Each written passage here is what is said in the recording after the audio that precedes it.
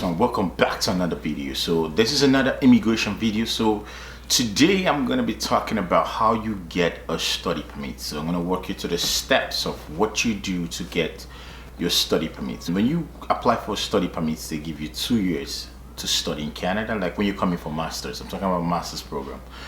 They give you 2 years, masters or PhD, they give you 2 years to study in Canada. After you study and you graduate, they give you 3-year work permits. Within those 3 years, you could finalize your permanent residence application to stay in Canada if you choose to. The first thing you're going to need when you're applying for a student permit is identify a university or college that you want to apply to. So let's say you're not in Canada, you're outside in any country. You could just Google universities in Canada or colleges in Canada. Now, once you identify the university that you want to go to, or their website or online, or university have website, as soon as you put universities in Canada, you're going to get a list full that you could go through. Now, you identify your university that you want to go to. You're going to go to the university website and then you're going to put in an application to whichever program you want to study. Like when I came in, my case was a master's program, so I went for Masters of Mechanical Engineering. So you're gonna put in your application for whatever course you want to do your master's for.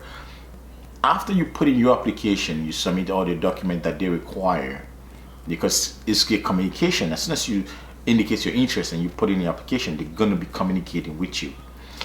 And as soon as you submit every document that they require, when they grant you admission, they're gonna send you an admission letter as an acknowledgement. First you get an acknowledgement letter, then you get an admission letter to say, okay, we acknowledge and we're giving this person admission. So you get an admission letter.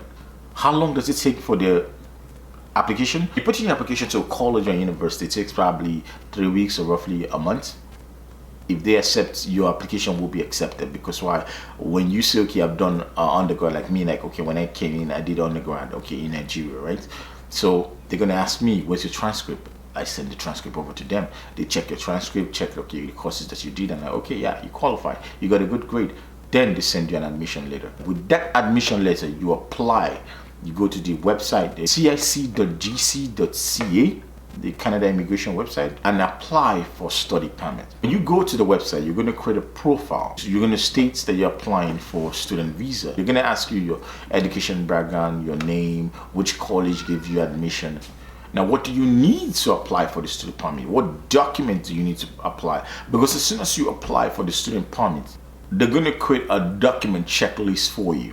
This is a list of documents that the government is going to require you to upload in your profile before they could decide if they're granting you the student permit or not.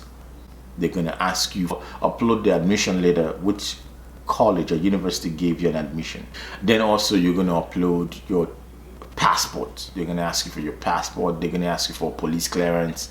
You know, you're going to upload your fund, your banking fund, to show that you can take care of your living expenses and you can afford to pay your fees. Once you can provide all these documents, they're going to go through this profile. This takes roughly within 2 months or 3 months, and then you pay an application fee of about $100 to process the application, and also you pay for your biometric, which is your fingerprint. They're going to ask you for a biometric. You're going to do your fingerprint. When they go to your credentials and see that all your credentials are perfect, they're going to send you your medical papers for you to go to do your medical clearance. In each country, they have only their assigned doctors that do medical clearance for you. So, like in my country, they only have it in 3 places. They have in Port Harcourt, Lagos, and Abuja. Those are the only 3 places you could go to that would test you to see if you have any infection, you have a clean bill of health, you have any health issues. They're going to test you.